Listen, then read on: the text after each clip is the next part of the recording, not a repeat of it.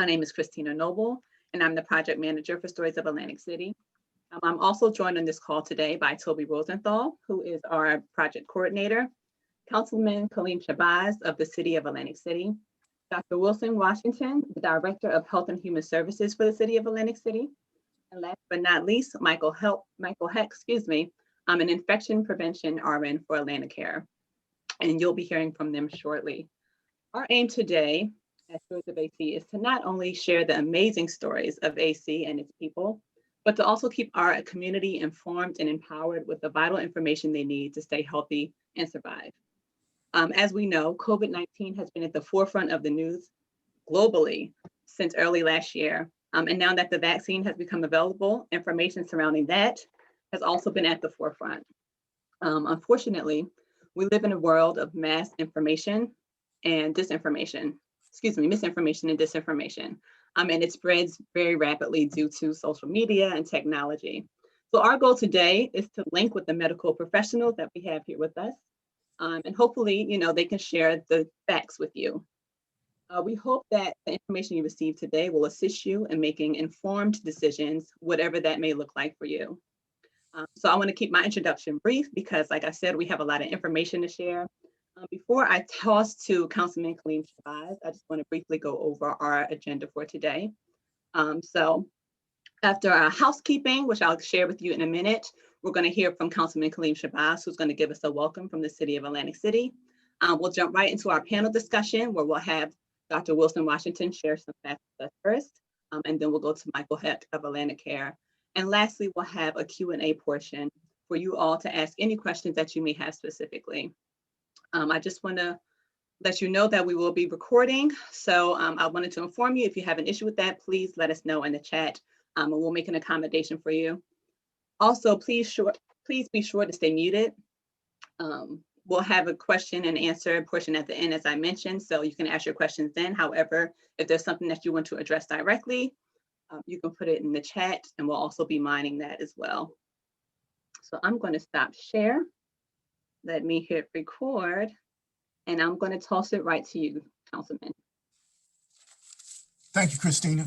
Good afternoon to everyone, and thank you for taking your time to be on this very, very important chat. Let me say greetings to Christina Noble and Toby Rosenthal for putting this session together. And let me just salute you on your choice of music, Aretha Franklin, a very, very good choice. I think we all approve of that. Let me say from Atlantic City, we are anxious to engage you in our struggle to make sure everyone gets vaccinated and that everyone gets accurate and timely and relevant information about the vaccine. I see my friend Raymond Tyler. Greetings to him and everyone else on. I don't want to start naming names, so I'll leave somebody out. But let me say, the City of Atlantic City, we are united, the administration and the council, to make sure that we get information out to our residents and our visitors and our commuters about this vaccine. Our goal is to get everyone vaccinated. As an elected official, I am personally totally engaged in the effort to educate people and even to persuade them and to encourage them to get vaccinated. In my role as an elected official, I am reaching out to the people in the ward that I represent in my newsletter, which I am preparing as we speak, encouraging them to please get vaccinated, to listen to health professionals and not barbershop professionals or beauty parlor professionals who do not have health professional credentials, but have a lot of opinions which are not factual. In addition to that, as the president of the Atlantic City branch of the NAACP, on our weekly radio program, which is heard every Tuesday on WHA 88.7 and 100.3 FM, we have been focusing on real health information from health professionals. And I am happy to report that my colleague and healthcare professional par excellence, Dr. Wilson Washington, who you hear from later, has been with us the last 6 weeks talking about the vaccine, talking about healthcare issues, speaking to the disparity that we have in Black and Brown communities with the health system, and encouraging not only people in Black and Brown communities, but everyone to get vaccinated. So that's what we're doing in the city. The mayor is on board. There's a absolute unity with the mayor and the city council, all the council people in their wards, and the administration are united in our goal of getting correct information. I'm also modeling that vaccine awareness. I took my first Moderna shot. I'm waiting to take my second one on Tuesday the 23rd at 9 o'clock. And I can report that the first shot I had no ill symptoms at all, and I'm not expecting any from the second shot. We're also in the city encouraging our leaders to do the same thing, and you're going to see in a very few days a leadership effort to not only encourage congregations, political constituencies, neighborhood constituencies to take the vaccine. You're going to see them taking the vaccine themselves and encouraging people. Let me also say that this effort today is something that I think we're going to have to repeat over and over again. Unfortunately, there's a plethora of misinformation, disinformation, and outright lies about the vaccine and whether people should take it or not. And I think we have to aggressively, though civilly, but aggressively put out correct information and tell people the truth. And in conclusion, let me just say this. I ran into a person, I won't call their gender because I don't want to offend anybody, because you might know this person. But this person told me about the Bill Gates theory. He told me about all kinds of other theories. He mentioned the Tuskegee Project, which is a sore point with African Americans, because it's true. The Tuskegee Project is true that African Americans were injected with syphilis and not told and not treated. That's true. And it's also true that African Americans had been mistreated by the medical industry in general, historically. Although that is true, I said to this person, given that we have a worldwide pandemic, if you don't advocate for the vaccine, what is your plan to cure this pandemic? And the person thought about it and he said, I don't have a plan. I said, well, if you don't have a plan to control a worldwide pandemic that happens to be in a disparity with people of color that you happen to be, then what is your resistance?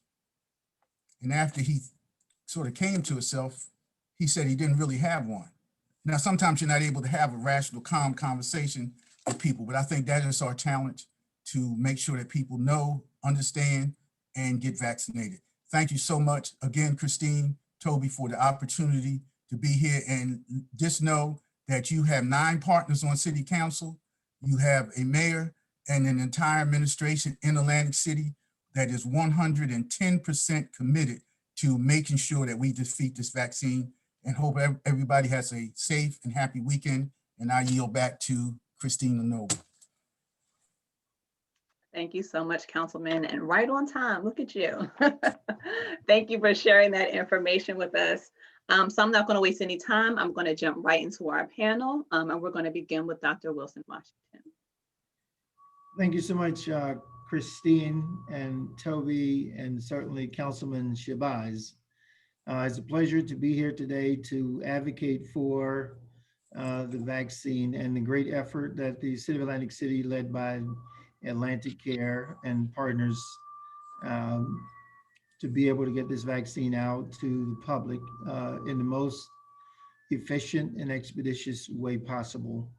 There's a lot we're going to talk about today, but I want to address the vaccine itself. Actually, start with testing.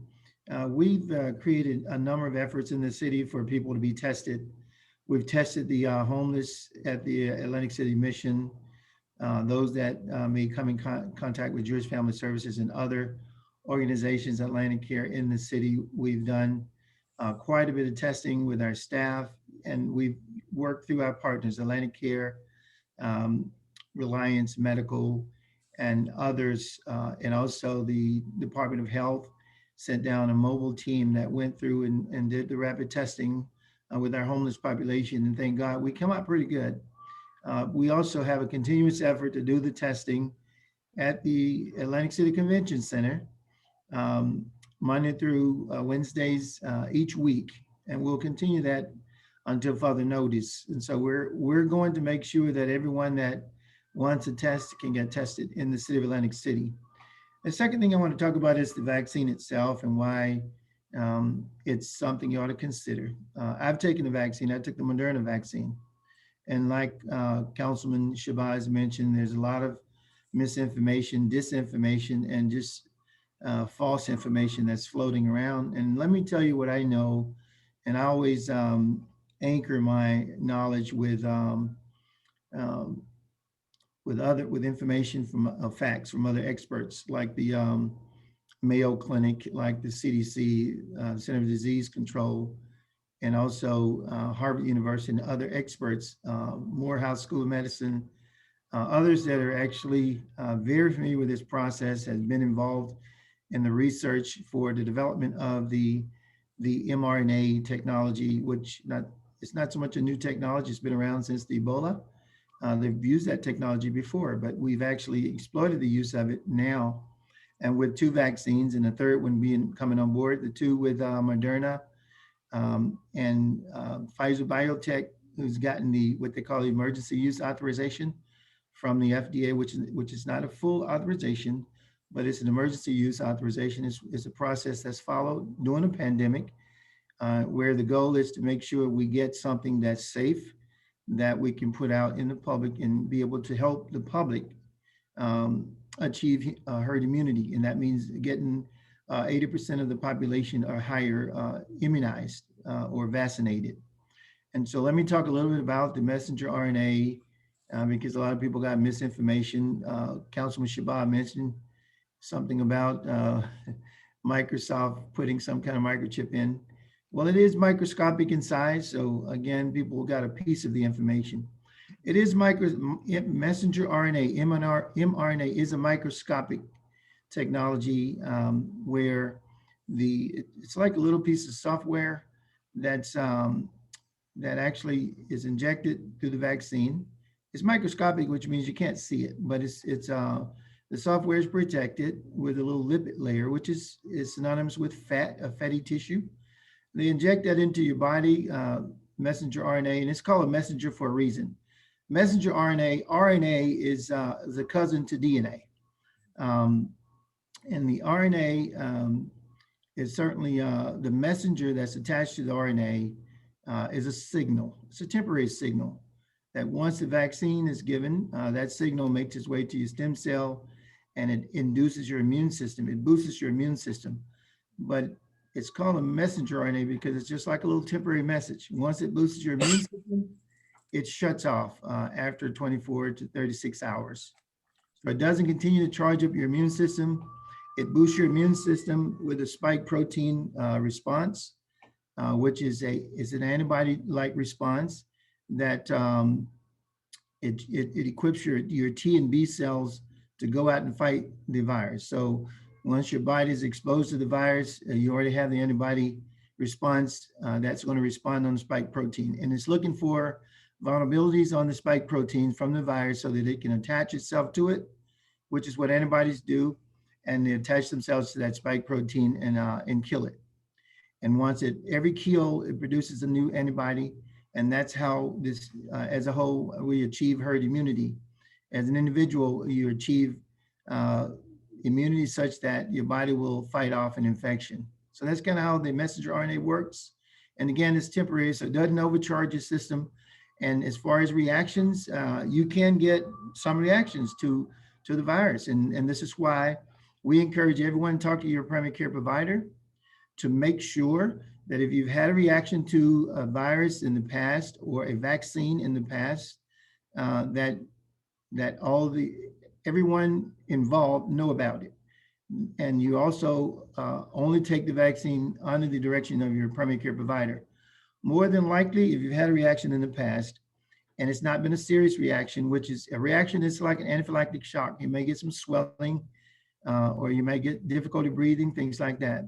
But what it does for the center who's going to give the vaccine, by letting them know that you've had a reaction in the past, what it'll tell them is they need to take special precautions with you. Normally, with each vaccine, you have to wait at least 15 minutes. But if you've had a reaction in the past, they'll ask you to wait at least 30 minutes.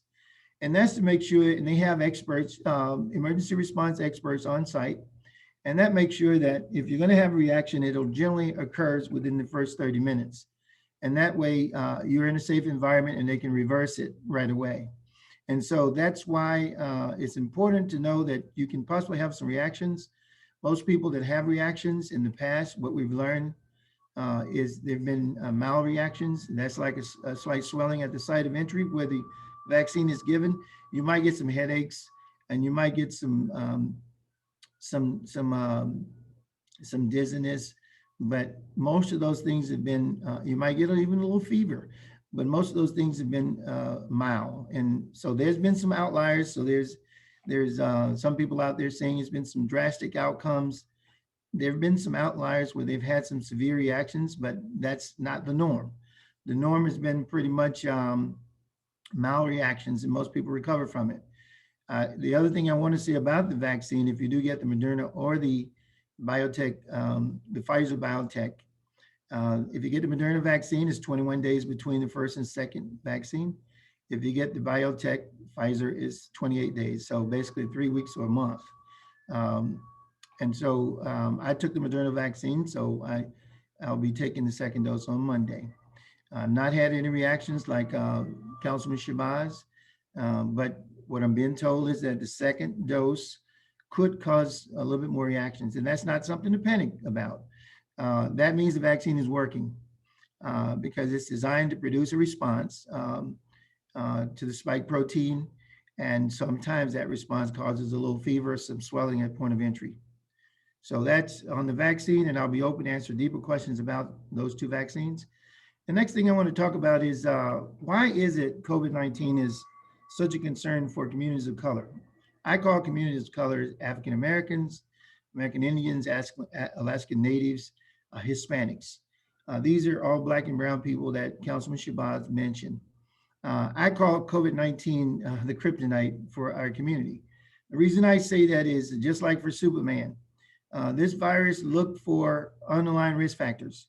And many of those people in our community of color have these underlying risk factors. Things like either obesity, and I'm going to talk about that really quickly, or chronic obstructive pulmonary disease, COPD, or sickle cell disease, smoking, and type 2 diabetes. These are just a few things that are underlying risk factors that tend to be germane to our communities of color.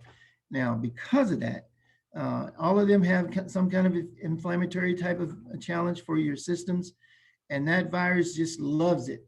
And so that's why we're at greater risk than others. So what we're encouraging communities of color to do is not be afraid of the vaccine. I know you've heard a lot of horror stories like Councilman Shabazz mentioned about the Tuskegee experiment and all that.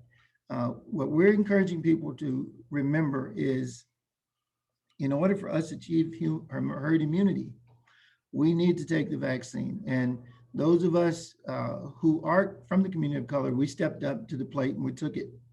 And we're here to show you that if we took it and we had a pretty good response, then it's pretty safe for you. I would not be here recommending something for anyone if it already affected me in a negative way. But I can be blatantly honest with you. I've not had any major reactions from it. But of course, I've never had a history of major reactions, and I've always taken the influenza vaccine. So if you've had a history of a response, please let your primary care provider guide you through this process. It doesn't prevent you from taking it, but certainly can guide you through this process. So things like obesity, let me talk about that really quick, and then I'll come to a closure here because my time is about to expire. Obesity is one of those things that are so common in our race.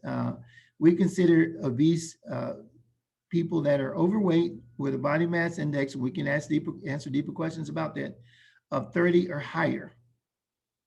If you get up to 40s, that's called severe obesity. And that's like a magnet for COVID-19. So we need to, if you're people that fit in that category, we need to get this vaccine. And I'll say this in closing. COVID, whereas the communities of color see COVID as a kryptonite for our community, COVID-19 does not discriminate. So if you are a person that do have these underlying risk factors, you can have a major challenge with exposure to COVID-19. And so with that, I'll close and stand by for any additional questions. Thank you, Christina. Thank you so much, Dr. Washington. You hit so many hot topics, so I think that information was absolutely needed. With that being said, I'm going to pass it on to Michael Heck from Atlantic Care. Hi, guys. Dr. Washington, thank you. Dr. Washington is extremely knowledgeable. It's really a privilege to be able to work with you guys. So I want to start by giving you just a quick background about myself, and then I'll tell you why. So I've been in the healthcare industry for about 30 years. I'm a nurse with Atlantic Care for the last 21 years with a specialty in infection prevention. I'm a certified infection control specialist. Before that, I was in the U.S. Navy as a corpsman, which is a medic with the Navy and Marines, and I had a specialty in laboratory sciences and microbiology. So why do I tell you that?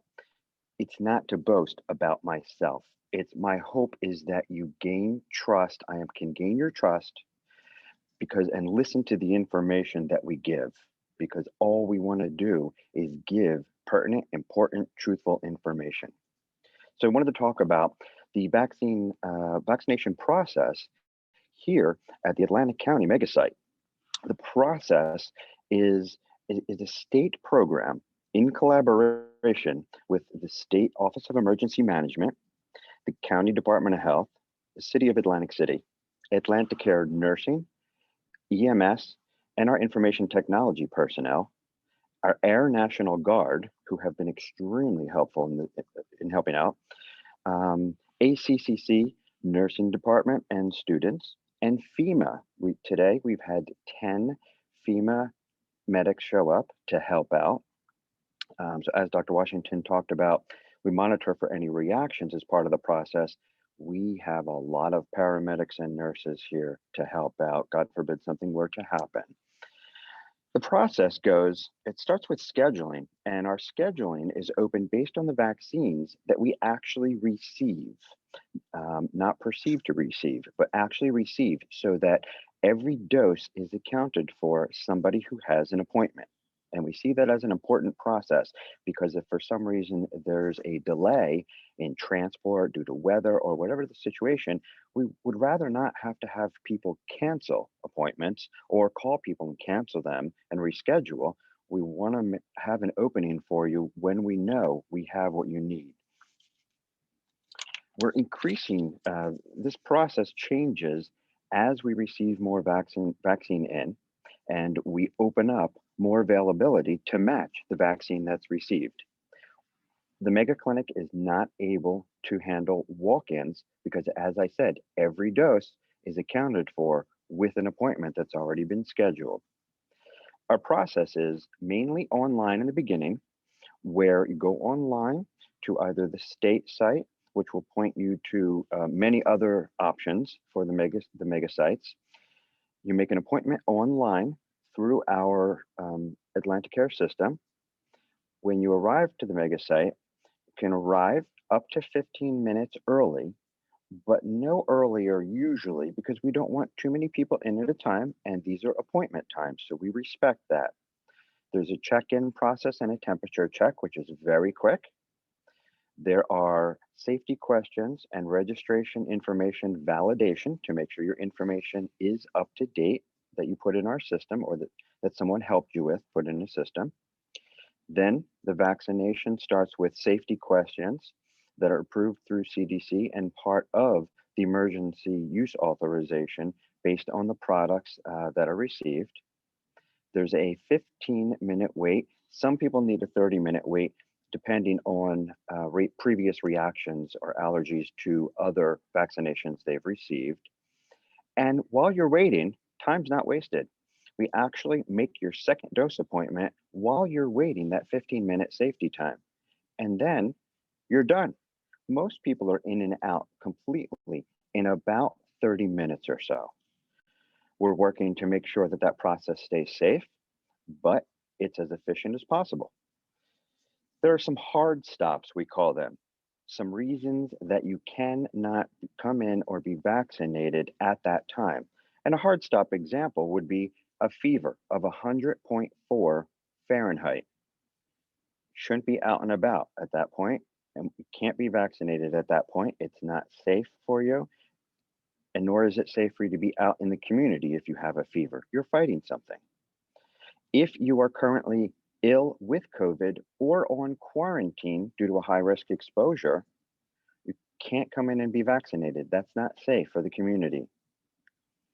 If you've received any other vaccines in the last 14 days, just 2 weeks, it's recommended that you not be vaccinated per CDC, so that's something we follow. We don't vaccinate if you received another vaccine of any type in the last 14 days.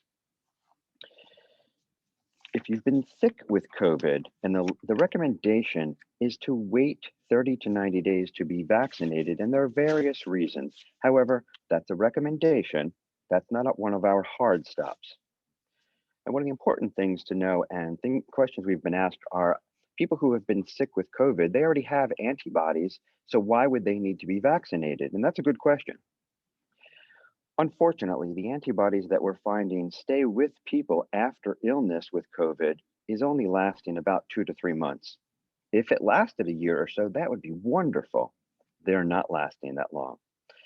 What we're finding, antibodies after vaccination, they're lasting in people much longer. Right now, based on the Pfizer and Moderna studies, they're lasting 8 months so far, because that's as long as the studies have been going on where they've been monitoring. Based on the information and the amount of antibodies they're finding in people, it's expected that the antibodies should last out a year or more. That's unknown, still to be determined, but that's the expectation. We don't know if an annual booster shot is going to be needed for this. We don't know that yet. As Dr. Washington had stated, this mRNA technology is not brand new. It's used in other vaccines for cancer. And one of the reasons that it came up quicker than one would expect and available is because some of the companies, including Pfizer, were working on this back in 2006 for the SARS epidemic in China. But that didn't come to fruition here in the United States, and China was able to handle that at that time for the most part. So Pfizer stopped their work on it, but they still had it, I'll say, in the back room. So when they needed it, they pulled that out. They already had the vehicle. They just needed the mRNA sequence for this particular virus. There are some aspects of prevention that are important. Masking is still necessary when you are around anyone you don't already live with. The mask needs to be well-fitting. If it's a cloth mask, it needs to be 2 to 3 layers of good fabric without any gaps on the sides or above the nose or on the bottom. It needs to be well-fitting. No bandanas. That's not going to help you or anyone else. The neck gaiters, most neck gaiters are very comfortable, but they are a poor filter because they're made of fleece or spandex for the most part. So that's not recommended. And masks with exhalation valves are not recommended because that doesn't protect everyone else in the community.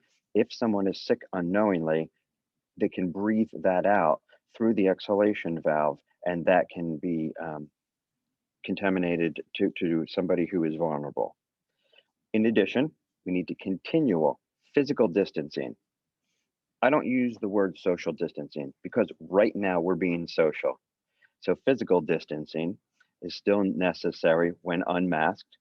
Hand hygiene, simple hand washing, soap and water, or the use of a hand sanitizer. Either will work with this virus.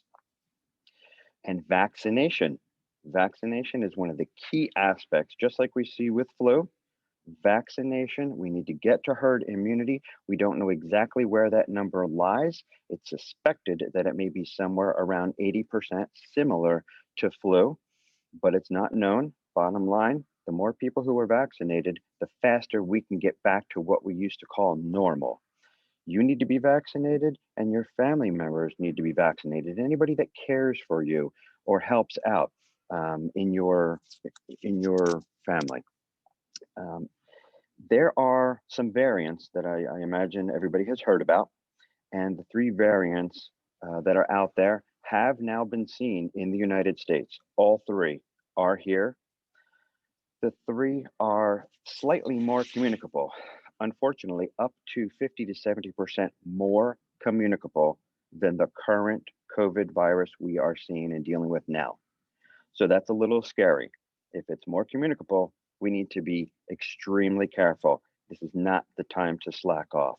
This is not the time not to follow the right things. We want everybody to be safe. We want everybody to be healthy.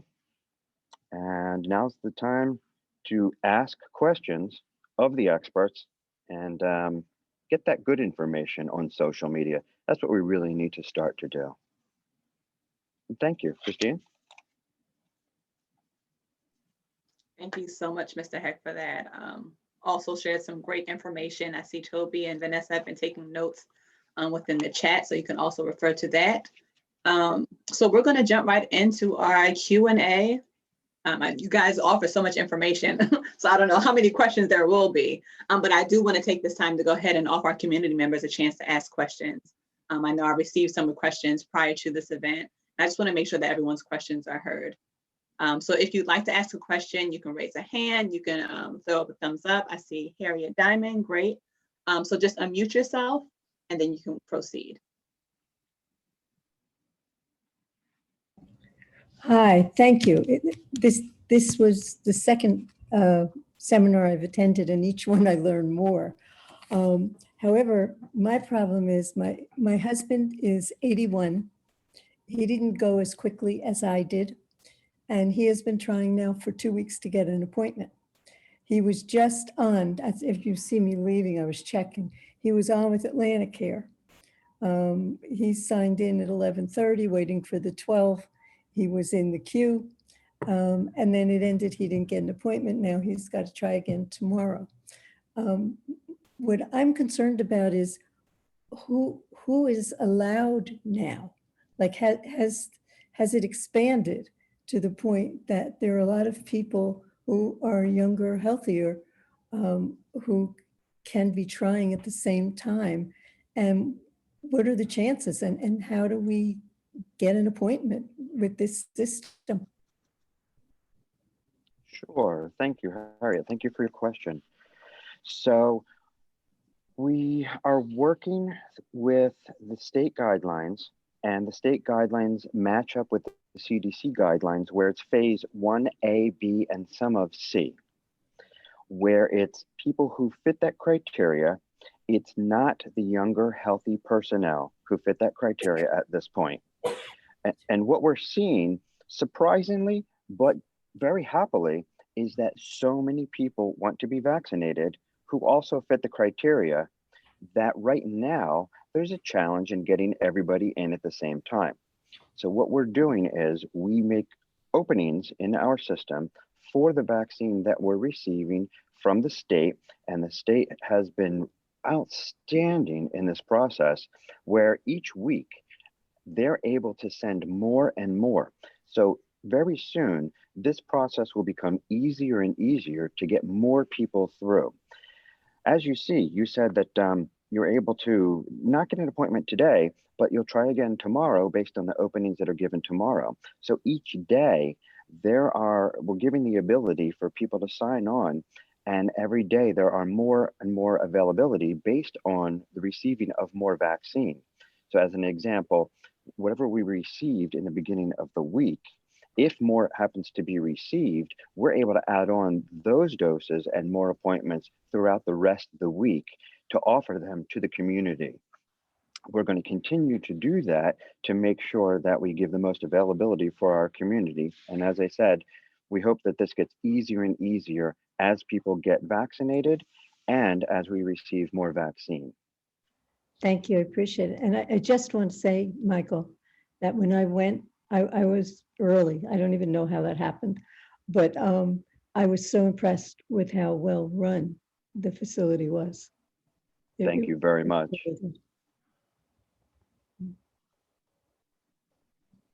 Thank you for your question, Ms. Diamond. I see Vanessa Graber has her hand up, so I'm going to pass the mic to her. Hello, thank you so much for doing this panel and sharing all that really great information. Last week, I attended a statewide briefing for journalists put on by members of the state Department of Public Health, and they showed data that showed that most of the people that have been vaccinated are white people. I'm wondering if you have a breakdown for Atlantic County or Atlantic City to see if that also plays true at the local level. And if so, what's being done to prioritize Black and Brown people who are most impacted by the pandemic?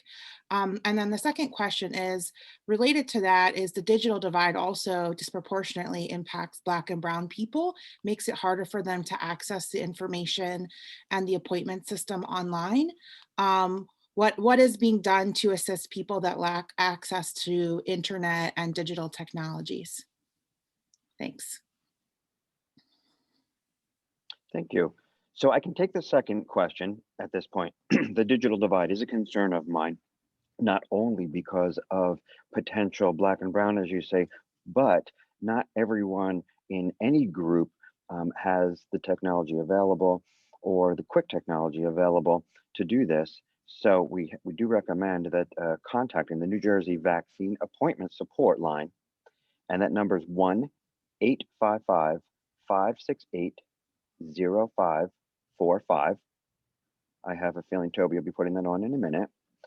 There it is, to get assistance in making an appointment at any one of the mega sites. Now, regarding the other question, I don't have that information or breakdown. The state might have that information or breakdown because all of our information is fed into the state vaccination system, and that includes race as well. So now what we're doing, because we know that there are some disparities, are things like this that we're doing now, and we'll do more of these.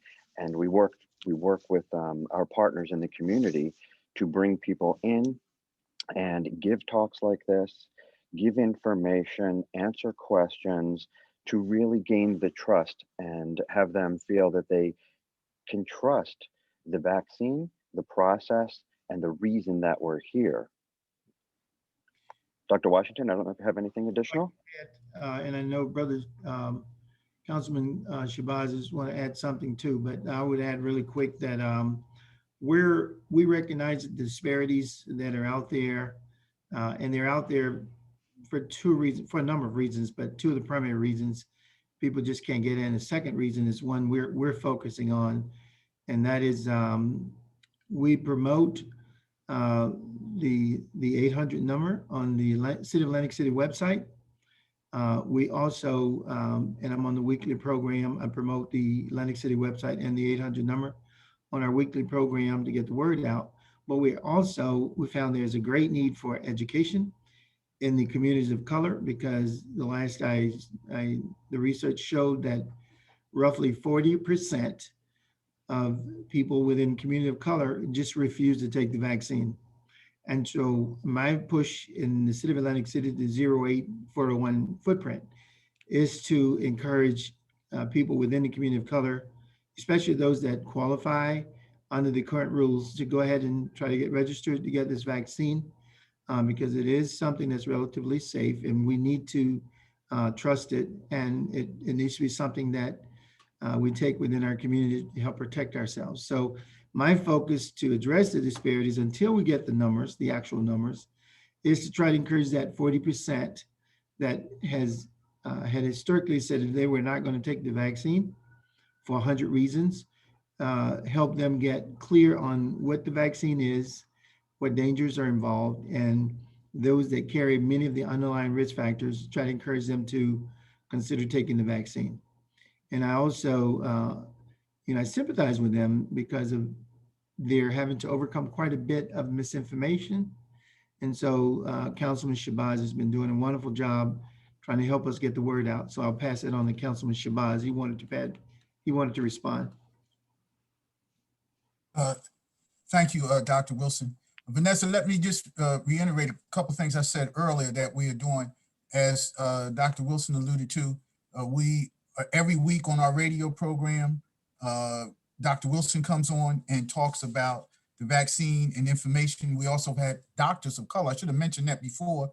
Dr. Peter Cupanini, who is a local doctor, and Dr. John Regis, who are local doctors of color, have come on and talked about that. That's part of our effort.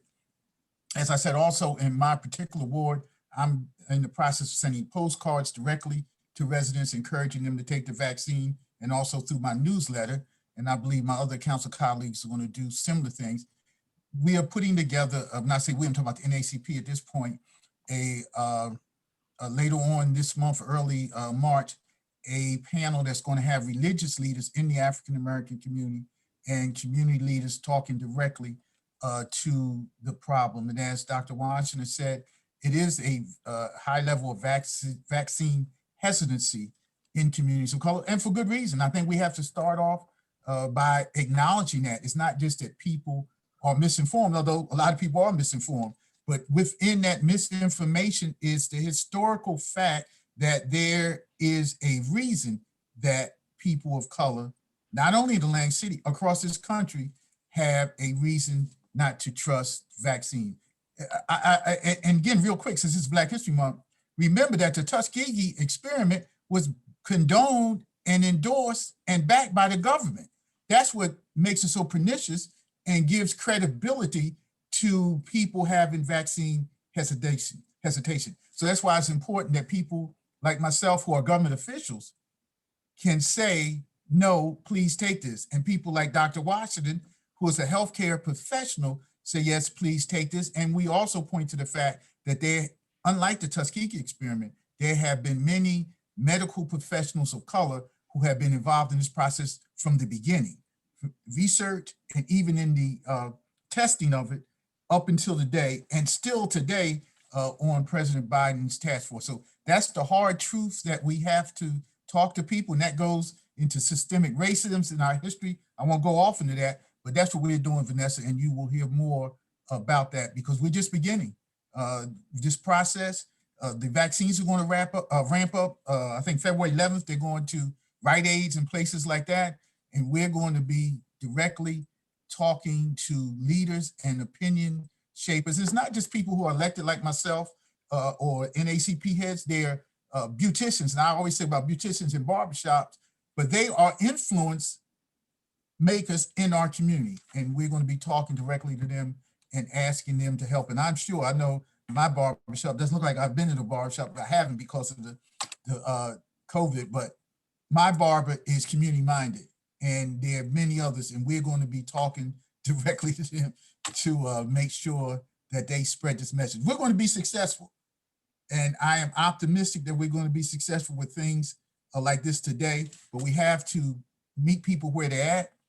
We have to tell them the truth. We have to deal in reality. And if we do that, we're going to be successful, but we can't shy away from it. That's a hard conversation to tell people that people of color who are citizens of America were deliberately mistreated by the medical society and the medical profession, and still to this day. That's a hard conversation, but we have to have it, and we're dedicated to it. And I just want to say thank you to Dr. Wilson, who comes on regularly on our radio program, a quick commercial Tuesday at 5 o'clock, WEHA 88.7 and 100.3. And I salute him and I thank him for his expertise. Yeah, thank you for that. I also just want to note that Puerto Ricans in Puerto Rico also were experimented on and, you know, had similar Right. experiences. So it's also something that comes up with our population. And I just want to advocate to do all these same things in Spanish so that our community can access the information as well. Vanessa, I'm glad you said that. In the NACP, we have a couple of young people who are Hispanic. And as we get ready to roll our material out, they will do it in Spanish. But we are aware of that, and you're right. People of color, and I think Dr. Washington alluded to the whole spectrum of people of color, unfortunately have had the same experiences. Native Americans, same thing. Women of color, Hispanic, African Americans, the same thing. So that's why you see those numbers, but that just means that we have to have a united effort to overcome that. And I want to add, Vanessa, the mayor has authorize the purchase of kiosks. And so we're going to be putting kiosks up in all the public buildings. We would have front and center information about the COVID, the vaccines, and also the testing. But these kiosks will be up in all public buildings, and they will be in English and Spanish. Yes. Thank you. Such a comprehensive answer. You got a three-fer. Thank you for that. And those are really great points, Vanessa. We absolutely need to make sure that we're reaching our Hispanic community as well, because they're also being affected.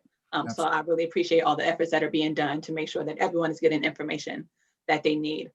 So I see a few questions here in the chat. I want to make sure that I acknowledge them.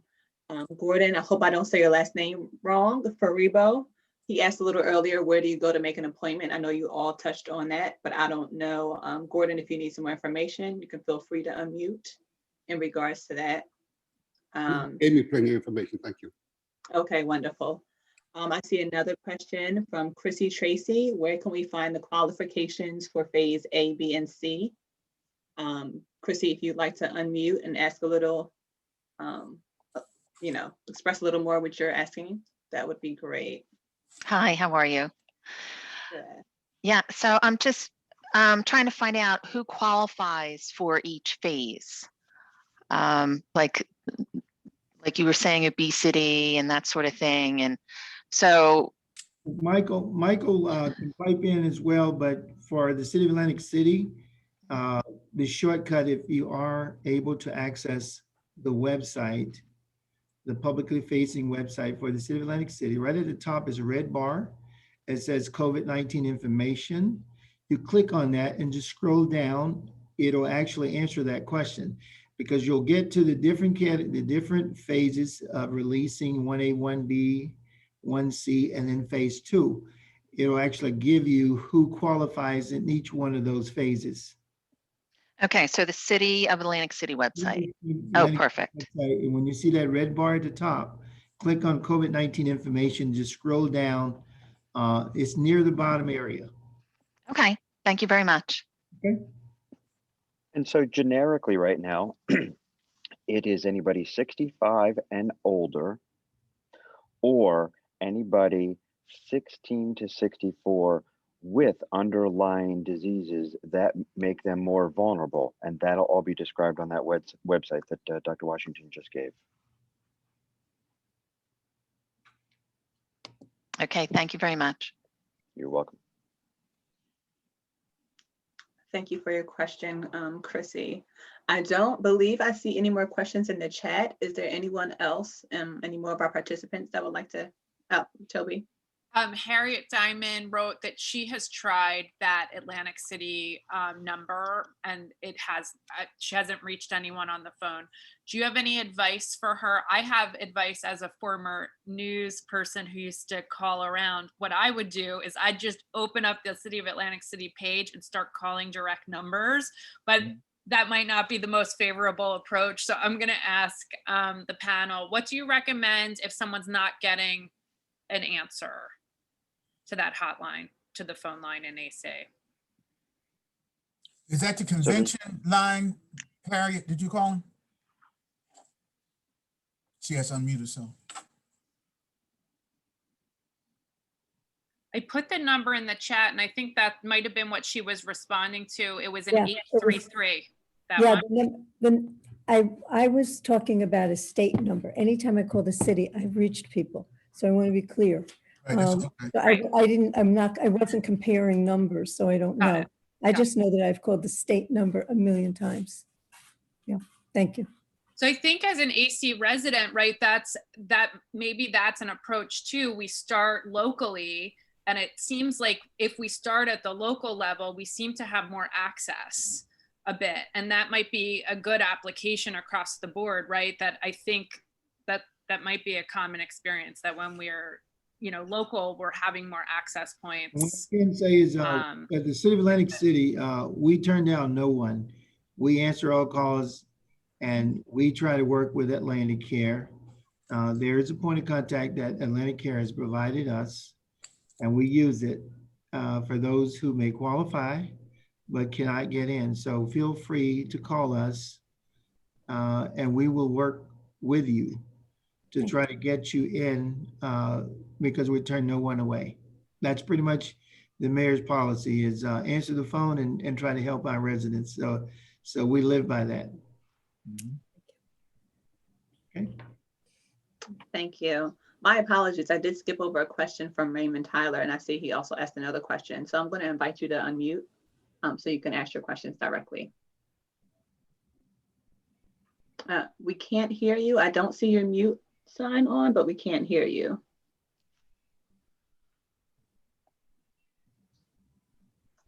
I could also ask the questions for you as you figure it out. Can you hear me now? Okay, yes, great. We're good. Can you hear me now? Yes. You Yeah. can hear me now? Yes. Yeah. Okay. My question is, will Atlantic City be accepting residents from the connecting shore areas that also have people of color, Brigantine, especially Pleasantville, Northfield, Absec, and Egg Harbor Township? I'll ask Michael to pipe in after I say this. The Mega Center accepts people from anywhere in the state, not just from the 08401 zip code. It is based on availability, it's based on the allocation. Whereas the Mega Center may be at a point between 500 to 700 vaccines a day now. The goal is to get up to 2,400 vaccines a day. And certainly that's going to be driven by the allocation from the state. But to answer your question, once you register in the New Jersey vaccine surveillance system, and they'll give you a number, you can set an appointment at the Atlantic City Convention Center, even if you live in these surrounding areas, Absec and Mays Landing, Linwood, or Northfield, or any of those surrounding cities. And Michael, you can add additional to that if you have any additional insight. Sure. Yes. Thank you. That's a great question. I didn't even think that somebody might think that they're not able to come here. We're open for everyone. Bottom line, we're open for everyone. Make the appointments, and that'll become easier and easier. And come on in. There's no identification needed. There's no insurance asked for. There are no charges. Make the appointment, come in, get vaccinated. We want you to be safe. It's that simple. What we're able to do this week is approximately 1,180 vaccinations per day. This week, the same for next week, and hopefully expand for that. We've been asked to do a program to put a program together where we can even get to potentially more, like 3,600 a day. To move on from there. So right now we're well over 1,100 a day this week and next week. And just that alone should help out in getting more people availability. We want to help our community. Thank you for that. And I do want to acknowledge another question, although you did just answer it, Mr. Heck, and that's from Eileen Donahue, who cannot unmute, but she says she split her time between Ventnor and Maryland. She pays utilities and real estate bills. Does she qualify for a vaccine? But I believe you just answered that. You can go in, you don't need an ID. You are set to go. Correct. Good. Just checking the chat. Let me see. Oh, Raymond Tyler also asked, what vaccine are you giving at the convention center? Oh, okay, good question. So right now we have the Pfizer vaccine. That is our only vaccine available. It's presumed that that will be our only vaccine available for the foreseeable future. And one of the reasons is we have the ability to have the storage for the Pfizer vaccine, which has a very low freezer storage need. We have the freezer space. We have freezers at the hospital that can handle that. And hopefully that will leave the other vaccines for our community pharmacies to receive later on, who might not have that ability to store a lot or to store them at the temperature they need to be stored at. So right now it's Pfizer only. We don't have an option, and we're not able to give anyone any other options at this point. We're able to give what we get, and we do it safely. One of the things that I wanted to bring up is some people have asked about the signs and symptoms after being vaccinated, and especially after the second dose. As for transparency, I want to make sure people realize that most people are not showing very many signs or symptoms after the first dose. A little bit of a sore arm, not much different than any other vaccination. After the second dose, most people have signs or symptoms similar to flu because your body's working hard. It's making antibodies, and that's what your immune system's job is. I got my second dose of Pfizer a while back, and I really felt like I was fighting the flu. Headaches. Dr. Washington had talked about dizziness. That's true, and we're seeing that in people. They're very temporary. What we're seeing is following a timeline, 12 hours after vaccination, these symptoms seem to start in most people. They last for about 24 to 36 hours, and they fade off quickly. So headache, dizziness, fever, chills, achiness, all flu-like symptoms. They are to be expected, and that's your body working. Your immune system is working and making antibodies. And it's the same for both the Moderna as well as the Pfizer. In my family, myself and my daughter, we're healthcare personnel. We both received the Pfizer vaccinations, first and second doses. My wife is a nurse as well. She received the Moderna vaccination, both doses, because that's what was available at the time. The whole family vaccinated at that point, and we've been able to try out both, and we've seen the same symptoms with both. What I would like to add to what Michael said is, yes, you may experience some flu-like symptoms, but I want people to keep this in mind. Before you take even the first dose, do not take acetaminophen or any painkillers or ibuprofen because somehow it interrupts the ability of the vaccine to activate. So I would say you certainly can take it after you take the injection. So if you're worried that you don't want that little swelling at the point of entry and you don't want any pain at all, so you want to load up on pain pills before you take the vaccine, please do not do that. Do not take pain pills before the vaccine, but you certainly can take things like acetaminophen or Tylenol and ibuprofen or Motrin after the vaccine to help with the headaches and the pain. Just wanted to add that. Thank you. Yes, you're right. Thank you for that. I did not know that. So that's some good information to know. I see that we're coming up on the end of our time, but I do want to extend the invitation to anyone else that has questions they'd like to ask. You have the professionals on hand now, so please feel free to ask those questions that you've been wanting to ask for a while now. This is the place to do it. I hope I haven't overlooked anyone's questions in the chat. I'm checking periodically. But if you'd like to ask a question, go ahead and unmute yourself.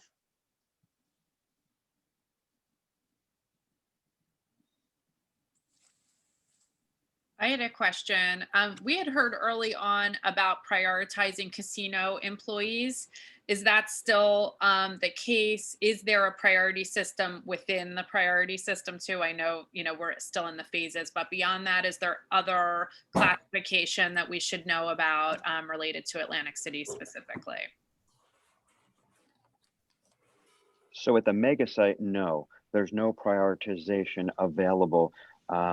It's by appointment only, and everyone who fits within the phase criteria is able to be vaccinated. I don't know if the city is doing something separate with employers or casino employers being out there. That would be separate from the mega center. What I can say to add what Michael said is the state is actually authorizing, and certainly the president of the United States is pushing additional outlets. And so some of the pharmacies will probably be receiving, and we don't know at this moment exactly which, whether it's the Moderna or the Pfizer vaccine, they're going to be receiving an allocation directly. Places like CVS, Walgreens, and ShopRite. So we're keeping our eye on those locations that'll be opening up to give the vaccine. In the city of Atlantic City, South Jersey Medical Community Medical Center is also a place to get the vaccine. What we try to do from the city of Atlantic City, the mayor wants to make sure that we try our greatest effort to get the word out. So when we find out additional locations where people can get the vaccine, we post it on our website, and it will be on that same area under COVID-19 information and certainly specific information on vaccines and where you can get the vaccine. In fact, we actually post the locations for the whole state. And so you can actually drill down. And for example, if you want to come to the Atlantic City, you'll see the Atlantic City Convention Center. But if there's a pharmacy in Absecon or Pleasantville, you can see that on our website. And you click on it, you'll be able to get the location, the phone number, and everything to be able to get the vaccine there. We want to plan ahead so that our folks have every opportunity to get the vaccines.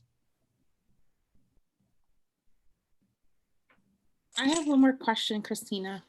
We have a lot of college students on this call, and there was a recent survey that asked students what their thoughts were about returning to campus if a vaccine was available. Even though the survey wasn't targeted towards me, I found that was hard to answer for myself as somebody who teaches a course at Stockton. For young, healthy people under the age of 25, what's the timeline for them? Like, when will our college students expect to be vaccinated if they don't have any other pre-existing medical conditions?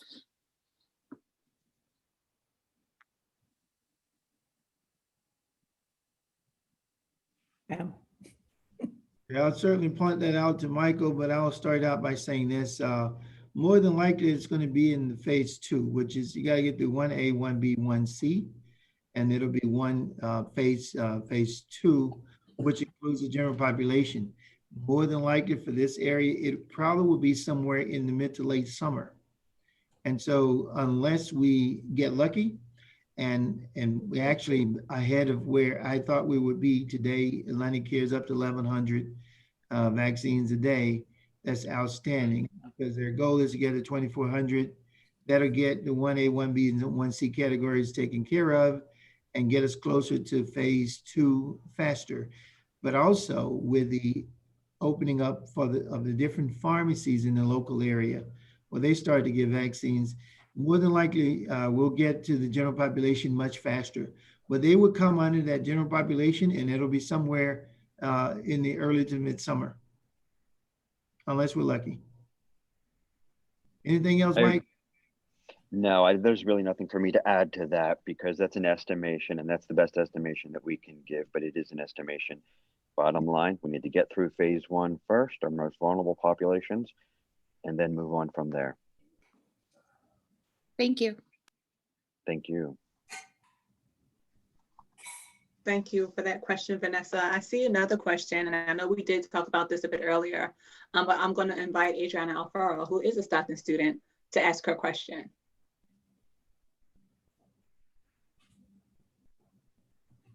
Adriana is still muted.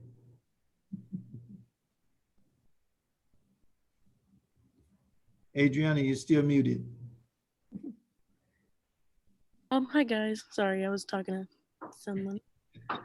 So I just wanted to know, since you said 40% of the community is hesitant on taking this vaccine, do you think it's only due to misinformation and maybe because it's hard to make appointments, or could there be any other reasons why is it inaccessible to these people, or why do you think it would be they're so hesitant on taking these vaccines?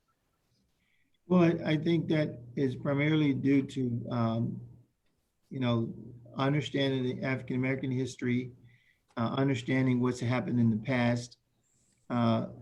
There's a lot of misinformation, disinformation, and simply untruthful information.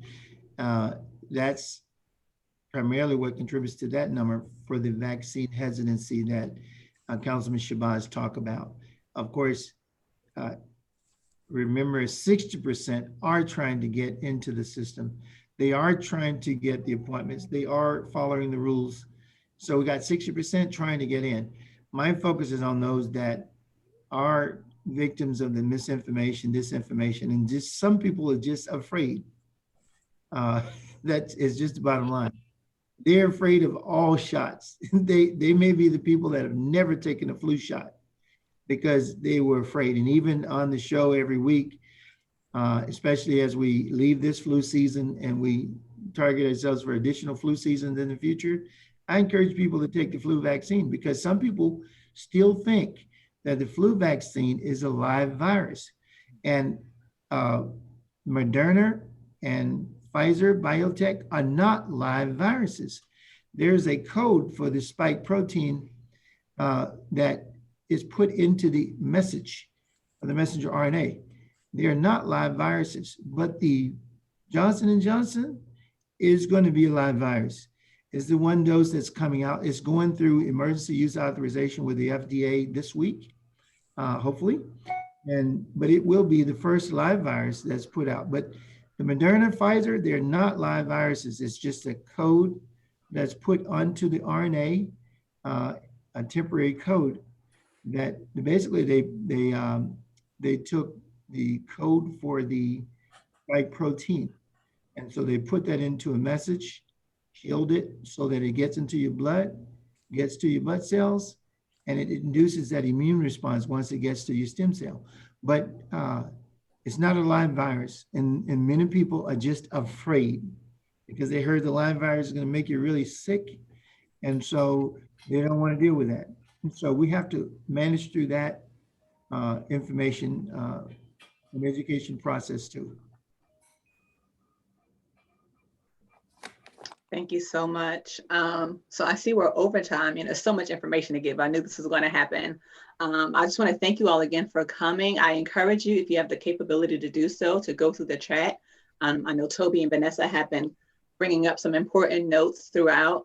We also have some websites you can go to get more information or to register, and a few numbers as well to call if you need more information. So like I said, I encourage you to go through the chat or to copy and paste into some notes so you have that for later. Hopefully we can do this again because we know there's new information coming in rapidly. And so people are still going to need answers. So please feel free to drop me a line. Most of you have my email address by now. So I know some of you have emailed me questions prior to this event. Tell us what your thoughts are. Tell us if you'd like us to do something like this again, because we absolutely want to keep our community informed and empowered with this information. Am I missing anything, Toby? No, this was great. Thank you all so much. Yes. Thank you. I learned a lot myself, so thank you. And we want to keep the conversation going. So even as we're talking about the next panel, so we are open to different times. Also, if you think there is a community, the younger demographic, maybe we can catch them at a different time. We're open to weekends and nights. We are committed to sharing information as best as we can. So please let us know how we can support that information sharing too. Thank you. Thank you. Everybody be safe. Yes, thank you. Also, I'm dropping my email in the chat, so feel free to email me. We did record today, so we may possibly be able to distribute this afterwards too, just to let you know. Thank you again for joining us. Enjoy your day, and thank you to the professionals that joined us today, gave us this information. Thank you for having us. And Toby. Have a good one. Thank you. All right. And Councilman Shabazz. Yes, sir. Thank you. Thank Doc. you. Yeah. All right. Thank you, Mike. Thank you.